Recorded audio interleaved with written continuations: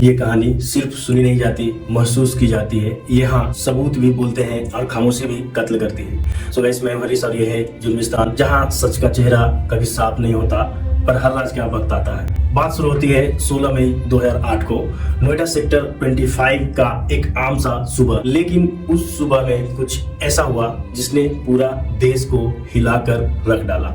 आरुषि तलवार, जी हाँ दोस्तों, आरुषि तलवार होशियार और शांत लड़की डॉक्टर राजेश और नुपुर तलवार की इकलौती संतान थी। डॉक्टर राजेश डेंटिस्ट एंड माता पिता का एक बड़ा फ्लैट, एक प्यारा सा परिवार जो कि शाम का जन्म केक काटे एंड गिफ्ट एंड हंसी खुशी से सभी लोग पार्टी रात में किए। लेकिन अगले ही दिन वही हंसी सन्नाटे में बदल गई।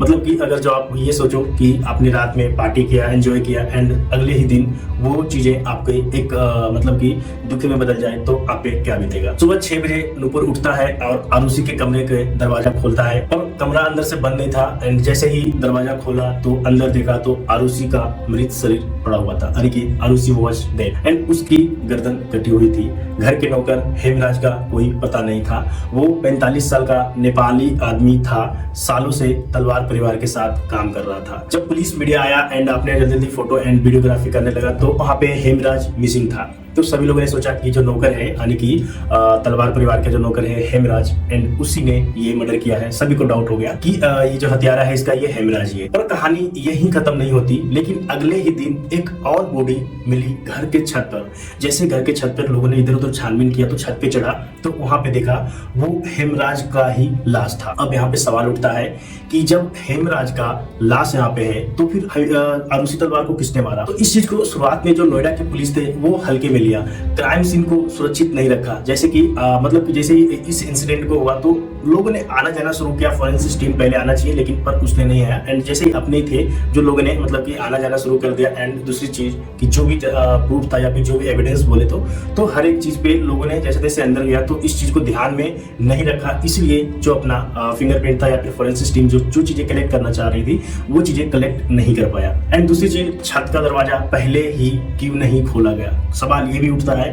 और ये गलती केस की दिशा बदल देता है। तभी पुलिस एक बयान देता है कि ये केस ऑनर किलिंग लग रहा है, यानी अपने ही माता पिता बेटी को मारा गया है। मतलब कि अपने ही माता पिता ने बेटी को मारा है। देश भर में बवाल मच गया। एंड क्या आरुषि के माँ बाप ही कातिल है? कहीं कुछ छिपा तो नहीं रहे? आरुषि और हेमराज के बीच कोई रिश्ता था क्या? टीवी चैनल पर ये सवाल तैरने लगे। मीडिया ने हर एक चीज पे, अखबार पे हर एक चीज को स्टोरी बनाकर छापना शुरू कर दिया, यानी कि हर एक तरीके से मतलब हर जगह ये न्यूज काफी वायरल होने लगा। माता पिता के बिना अदालत के दोषी ठहरा दिया गया, पर कोई ये नहीं पूछ रहा था कि सच में हुआ क्या था उस रात। अब केस नोएडा पुलिस से हटाकर सीबीआई को दे दिया गया। सीबीआई ने जैसे ही केस के 2 हिस्से किया तो पहला केस शुरू किया सीबीआई अफसर अरुण कुमार ने, दूसरा केस बाद में दूसरी टीम को सौंपा गया। अभी आगे बताएंगे क्यों। सीबीआई की पहली टीम ने कहा कि घर में कोई बाहरी नहीं आया, हत्या अंदर से ही हुई। 4 संभावित आरोपी थे, माता पिता और अन्य 2 नौकर कृष्णा और राजकुमार। सीबीआई ने नार्को पॉलीग्राफ, ब्रेन मैपिंग पर कोई साफ सबूत नहीं मिला। हर एक तरीके से सीबीआई कोशिश किया कि मैं इसका सबूत निकालूं, पर सीबीआई को कोई भी एविडेंस या भी कोई भी सबूत कहीं से भी नहीं मिला। पर जो दूसरी टीम था, अपना जो सीबीआई का जो दूसरा टीम था, उन्होंने थ्योरी को पलट दी। अब उन्होंने कहा डॉक्टर राजेश और नुपुर तलवार आरुषि और हेमराज की हत्या की है। मतलब कि डॉक्टर राजेश जो है वो उसने आरुषि और हेमराज को हत्या की है। ठीक है, मोटिव बताया गया कि आरुषि और हेमराज को आपत्तिजनक स्थिति में देखा, गुस्से में आकर हत्या कर दी। लेकिन सवाल ये उठा, क्या कोई पिता अपनी बेटी की गर्दन इतनी बेरहमी से काट सकता है? क्या इतने शांत दिखने वाले माता पिता इतने हिंसक कैसे हो सकते हैं? कहते हैं हर कत्ल के पीछे एक सुराग छुपता है। आपने ये बहुत बार सुने होंगे कि कहीं न कहीं जो भी कहीं भी कुछ भी कत्ल होता है या फिर कुछ भी ऐसा होता है तो एक सबूत या फिर एक सुराग जरूर छुपता है। पर इस मामले में तो भाई जैसे सुराग थे ही नहीं, या यूं कहें कि जानबूझकर मिटा दिया गया था। जब क्राइम सीन ही गड़बड़ हो चुका है तो असली जांच कहां शुरू हो। आरुषि के कमरे में दर्जनों लोग घुस चुके थे, जैसा कि मैंने पहले ही बताया, एंड जो भी रिश्तेदार या फिर जो भी पड़ोसी कहे तो भाई सभी लोग आते जाते लगे। एंड दूसरी चीज कि कोई भी उस घर को पहले से ये चीजें ध्यान नहीं दिया, जो भी लोग आए यानी कि हर एक एविडेंस को मतलब बोले तो खत्म कर दिया, है ना। एंड दूसरी चीज की खून के धब्बे जो थे वो पोंछ दिए गए। छत का गेट भी अगले दिन खोला गया, सेम उसी दिन यानी कि जिस दिन ने आरुषि का लाश मिला था उसी दिन ऊपर यानी कि छत का जो गेट है वो क्यों नहीं खोला गया। अगर जो उसी दिन खोलता तो जो हेमराज का लाश था वो उसी दिन मिलता, लेकिन हेमराज का यानी कि जो गेट था छत का वो अगले दिन खोला गया। ठीक है, सबसे बड़ा सवाल यह है कि क्या कोई बाहरी इंसान इतनी चुपचाप घर में घुस सकता है। एक नहीं तो हत्याएं कर सकता है और बिना सबूत छोड़े निकल सकता है। एंड सीबीआई ने तलवार दंपत्ति के खिलाफ जो पूरा केस इसकी तर्क पर खड़ा किया, बाहर से कोई आया ही नहीं तो अंदर वालों ने ही क्या होगा। यानी कि सीबीआई का कहना था कि जब बाहर से कोई नहीं आया तो भाई अंदर का ही कातिल होगा। यानी कि यूं कह लो कि आपका फैमिली में ही कोई होगा, या तो इनके पेरेंट्स होंगे या तो फिर कोई भी इनके फैमिली में जो रह रहे हैं वो होंगे। ठीक है, तो एंड दूसरी चीज, नार्को और ब्रेन मैपिंग टेस्ट, सीबीआई ने 3 नौकरों पर शक जताया। पहला कृष्णा जो कि डॉक्टर राजेश तलवार का कंपाउंडर था, एंड दूसरा राजकुमार जो तलवार के दोस्त का नौकर था, एंड तीसरा विजय मंडल यानी कि जो तलवार के पड़ोसी में काम करने वाला था। ठीक है, अब ये तीनों को नार्को एनालिसिस किया। बेसिकली नार्को एनालिसिस ये होता है कि नार्को में जो भी अपना सर्च होता है ना वो अपना बोलते हैं। एंड कृष्णा ने बताया कि हेमराज और मैं आरुषि के कमरे में गए, कुछ हुआ था फिर मार दिया गया। यानी कि कृष्णा ने ये चीजें बयान दिया। ठीक है, पर ये बयान किसी कोर्ट में मान्य नहीं था। अगर जो सिंपली मैं बोलूं कि मैंने मर्डर किया है किसी को बचाने के लिए या फिर किसी को छिपाने के लिए, पर कोर्ट ने इसको एविडेंस मतलब ढूंढेगा ना कि इस केस में क्या एविडेंस है। जैसे मैंने बोला किसी को बचाने के लिए तो उसमें कोर्ट ने एविडेंस मांगता कि एविडेंस चाहिए, उसमें एविडेंस के ही आपको अप्रूव करेगा, एविडेंस के ही तौर पे। एंड कोर्ट ने इस बात को नहीं माना तो फिर पुलिस ने इस लाइन पर केस छोड़ क्यों दिया। क्या इन तीनों को स्कैपगोट बनाया जा रहा है या सच में उन्होंने कुछ देखा था जो छिपाया जा रहा था। माता पिता पर उंगली उठने लगी। एंड सीबीआई की दूसरी टीम का थ्योरी ये था कि रात 12 बजे आरुषि के कमरे से आवाज आया, एंड जब डॉक्टर तलवार ने देखा कि बेटी और नौकर साथ थे तो उन्होंने गुस्से में हत्या कर दी। नुपुर तलवार ने मदद की, दोनों ने छत पर हेमराज की बॉडी छिपा दी, मतलब कि इसकी बाइक ने बोला। ठीक है, एंड पर दिक्कत ये थी कि कोई फिजिकल सबूत नहीं था, कोई हथियार नहीं था, तो खून के निशान अनक्लियर थे। किसी भी फोरेंसिक रिपोर्ट ने माता पिता को डायरेक्टली लिंक नहीं किया, फिर भी सीबीआई ने इन्हें आरोपी बनाया। एंड 2013 में सीबीआई कोर्ट में केस चलता है एंड तलवार को दंपति को जो है वो गिरफ्तार किया जाता है। फैसला, दोनों को दोषी ठहराया गया, उम्र कैद की सजा सुनाई गई। मीडिया ने फिर हेडलाइन मारी, माता पिता ने की थी हत्या। एंड इस तरीके से अलग अलग तरीके से अपने सोशल मीडिया पे बहुत सारा अपना जो न्यूज है एंड मतलब कि ये एक तरीके से ट्रेंड बन गया। ठीक है, कुछ लोग चुपचाप ये पूछ रहे थे कि क्या बिना मजबूत सबूतों के सिर्फ तर्क और कहानी के आधार पर किसी को उम्र कैद दी जा सकती है। 2014 में तलवार दंपति ने इलाहाबाद हाई कोर्ट में अपील की और 2017 में पूरा देश चौंक गया कि हाई कोर्ट ने फैसला पलट दिया, दोनों को बरी कर दिया गया। जज ने कहा सबूत अधूरे थे, जांच में गड़बड़ी थे एंड शक का फायदा आरोपियों को मिलना चाहिए। ठीक है, क्या सच कभी सामने आया? नहीं। क्या कोई दोषी पकड़ा गया? नहीं। तलवार दंपति आज भी मतलब 2025 चल रहा ना भाई, 2025 में भी अपनी बेटी का मौत को गुनहगार नहीं ढूंढ पाए। हेमराज का परिवार अब भी जवाब मांग रहा है और हम इस केस को एक अधूरी कहानी की तरह याद करते हैं जिसका कोई अंत नहीं है। आरुषि कौन थी? मीडिया का असली रोल? कातिल कौन हो सकता है? अल्टरनेट थ्योरी और जुर्मिस्तान का एनालिसिस, जुर्म हुआ या इंसाफ मरा। सवाल कभी खून के नहीं होते, सवाल उस वक्त है जब हम तय करते हैं कातिल कौन है, सबूतों से पहले। 14 साल की आरुषि तलवार 10वीं क्लास का एक मेधावी छात्रा, डांस, किताबें, म्यूजिक में इंटरेस्टेड थी एंड उसकी दुनिया में ये सब शामिल था। बंद कमरे में डायरी लिखती थी। उनको ड्रीम था बहुत कुछ करने का। क्रेशेस एंड कंफ्यूजन ऑफ टीनेजर, जैसे कि हम लोग बहुत टीनेजर में देखेंगे कि बहुत सारी चीज़ें एक होता कि हमें ये सपना रहेगा बनने का, हम ये करेंगे, एंड उस चीज़ों को लेके कंफ्यूज रहना, एंड उसके लाइफ में आने की जो अपने ड्रीम है उस चीज़ को लेके आने के एक तरीके के हम बोलते हैं कि हम बहुत ही सोचने में ये चीज़ें में अग्रेसिव रहते हैं कि हम करेंगे या नहीं करेंगे ये सब चीज़ें। लेकिन एक सवाल हर किसी के मन में था कि क्या आरुषि और हेमराज के बीच कुछ हुआ था या फिर कुछ था। सीबीआई का दावा राजेश आपत्तिजनक स्थिति में देखा, पर फोरेंसिक रिपोर्ट कहती है आरुषि वर्जिन थी। तो भाई जब आरुषि वर्जिन थी तो हेमराज एंड आरुषि के बीच ऐसा कुछ भी गलत नहीं हुआ, एंड ऐसा कुछ भी गलत हम नहीं सोच सकते हैं, जैसे कि सेक्सुअल एक्टिविटी का कोई प्रमाण नहीं था। तो क्या ये सारा थ्योरी फैब्रिकेटेड था या पुलिस ने एक टीनेजर को बदनाम किया। इस केस में मीडिया ने रिपोर्टिंग नहीं की and they made it circus. चैनलों पर दिन रात रीनेसमेंट एंड थ्योरी बनती गई एंड टीआरपी बढ़ती गई।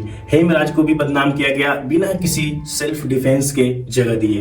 एंड टीवी डिबेट्स को सवाल देखो, कौन है वो जो आरुषि कमरे से निकला, क्या घर में छिपा था कातिल। मतलब भाई टीवी एंड मीडिया वाले कुछ भी थ्योरी एंड कुछ भी अपना पॉइंट बना के उनको बस टीआरपी चाहिए, वो कुछ भी अपने दिखाने लगे। एंड दूसरी चीज was their love triangle and murder mystery को इन लोगों ने डायरी सोप बना दिया गया। एंड हेमराज ने जब सवाल ये आता है कि जब हेमराज ने आरुषि के कमरे में जाने की कोशिश किया तो कृष्णा या कोई तीसरा नौकर भी था, बात बिगड़ी, लड़ाई हुई एंड उसके बाद हत्याएं कर दिया गया। ठीक है। एंड दूसरा चीज ये है कि कृष्णा को डांट पड़ा था उस दिन, गुस्से में वह हेमराज के साथ शराब पीकर घर आया एंड आरुषि को नुकसान पहुंचाने की कोशिश की एंड राजेश जग गए, सब बिगड़ गया और 2 हत्याएं हो गए, है ना। तीसरी चीज ये भी आता कि कोई बाहरी व्यक्ति छत से घुसा एंड हत्या कर गया और पुलिस की छानबीन हत्या कर गया एंड पुलिस छानबीन ही नहीं की। एंड लेकिन ये सभी थ्योरी कहानियां ही रही क्योंकि कोई ठोस सबूत किसी के पास नहीं था। ये सिर्फ एक कहानी था कि भाई इस तरीके से हो सकता है या फिर ऐसा हुआ होगा, एक मतलब कि एक कहानी के तौर पे या फिर एक थ्योरी के तौर पे यूं कह लो कि यहाँ पे ऐसा हुआ होगा या फिर इस तरीके से हुआ होगा। ठीक है। तो इमेजिन करो कि तुम अपनी बेटी को खोते हो, जैसे कि आप अपने बेटे या बेटी को खोते हो एंड फिर तुम पर यह इल्जाम लगता है कि लोग तुम्हें मीडिया पर गालियां पड़ती है एंड तुम्हारी शादी एंड जो भी है अपना वो सब टूट जाता है। तो डॉक्टर राजेश और नुपुर तलवार एजुकेटेड एंड कल्चरल थे एंड एक तरीके से कंपोज्ड लोग थे, पर समाज ने उन्हें ठंडे खून के कातिल बना डाला। यानी एक तरीके से हम बोल सकते हैं कि किसी को बोलते बोलते टॉर्चर करते करते उनको जो माइंड है ना एक तरीके का बहुत ही हम वो कर दिए कि बोले तो अच्छे लोग भी एक पागल इंसान बनने का वो मतलब वो हो जाते हैं। ठीक है। एंड दूसरी चीज कि जेल में दोनों ने लाइब्रेरी और डेंटल क्लिनिक शुरू किया। ठीक है। एंड किताबें पढ़ी, मेडिटेशन किया, लेकिन अंदर से वो टूट चुके थे। एंड दूसरा 2 बार थ्योरी बदली। पहला थ्योरी कि पहला टीम ने नौकर पर शक किया एंड दूसरी टीम ने माता पिता को दोषी बनाया एंड लेकिन दोनों के पास कोई भी पुख्ता सबूत नहीं था। जो अपना सीबीआई का टीम था दोनों ने एक अपना थ्योरी बनाया कि इस तरीके से ये हो सकता है, और दोनों के पास किसी के भी पास एक जो होता है ना कि ठोस या फिर पुख्ता सबूत जो होता है वो नहीं था। एंड ट्रायल कोर्ट में इमोशन के आधार पर फैसला सुनाया। हाई कोर्ट ने एविडेंस की कमी पर उन्हें बरी किया।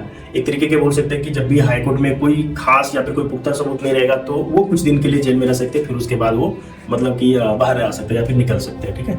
तो किसी को सिंपैथी थी एंड किसी को गुस्सा था, कुछ लोग उनसे नाराज थे, कुछ लोगों को गुस्सा था एंड कुछ लोग मतलब कि कंफ्यूजन में थे कि ये आखिर हुआ क्या या फिर ये क्या हो रहा है अपने देश में। ठीक है। उससे ज्यादा कंफ्यूजन ये था कि जो किया किसने, आखिर जब ऐसा है मतलब कि जब नौकर ने भी नहीं किया, अपने माता पिता भी नहीं किया, बाहर से भी कोई लोग नहीं आए, तो भाई किया किसने? क्या कोई बच निकला या किसी बेकसूर को सजा मिल रही थी? हर जुर्म के पीछे एक लाश नहीं होती, कभी कभी इंसाफ भी खून से लथपथ मिलते हैं। आज हम समझेंगे कि उस रात क्या हुआ या फिर क्या हो सकता है। एंड बात 15 मई 2008 की है। रात में 9:30 बजे डॉक्टर तलवार का क्लिनिक बंद होता है एंड 10:30 तक अपने अपने घर सभी पहुंच जाते हैं। एंड 11 बजे आरुषि अपने कमरे जाती है एंड 12:30 के बाद घर में कुछ घटा, शायद बहस या फिर टकराव या फिर कुछ कह लो कि थोड़ा बहुत वो अपने जैसे फैमिली में होते हैं ना वो हुआ। ठीक है। एंड सुबह 6 बजे नुपुर उठती है एंड आरुषि का दरवाजा खुला होता है। और बेटी का गर्दन कटी हुई पाई जाती है। सुबह 10 बजे छत पर पुलिस को हेमराज की लाश मिलता है एंड 2 हत्याएं एक घर में एक छत पर। अगर माता पिता दोषी नहीं थे तो आइए कल्पना करते हैं, तलवार दंपति निर्दोष है तो फिर कातिल कौन थी? कृष्णा, राजकुमार, विजय मंडल तीनों उसी दिन आसपास थे। कृष्णा को डॉक्टर तलवार ने डांटा था जिसके वह नाराज थे। शराब के नशे में वह घर लौटा। हेमराज उसके साथ था।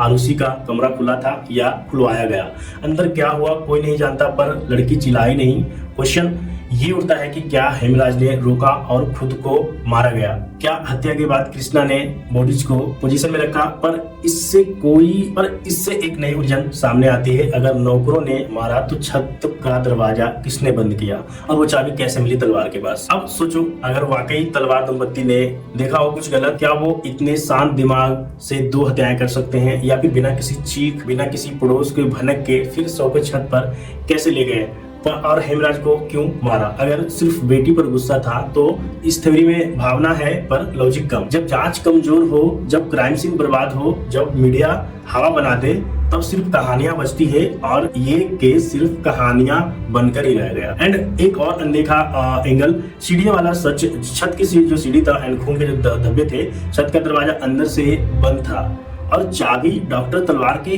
कमरे से मिली। तो भाई सवाल यह है कि अगर कोई बाहर से आया था तो वो छत से भागा कैसे? और अगर छत बाद में बंद हुई तो किसने किया? मतलब चाबी तो उनके पास था, तो बाद में बंद करके चाबी उसने वहां पे कैसे गया? ठीक है, अब इस एक छत वाली चाबी ने सीबीआई को इस केस के अंदर की करतूत मानने पर मजबूर कर दिया। एंड मेरा सवाल यह है कि क्या हम असली हत्यारे को भूल गए? हो सकता है कि हत्यारे आज भी खुले घूम रहे हो सकता है ये केस अभी रीओपन ना हो सकता है आरुषि कभी इंसाफ ना पाए। लेकिन जो सबसे दुखद बात है कि हमने सच की तलाश करना ही बंद कर दिया और शायद यही सबसे बड़ा जुर्म है।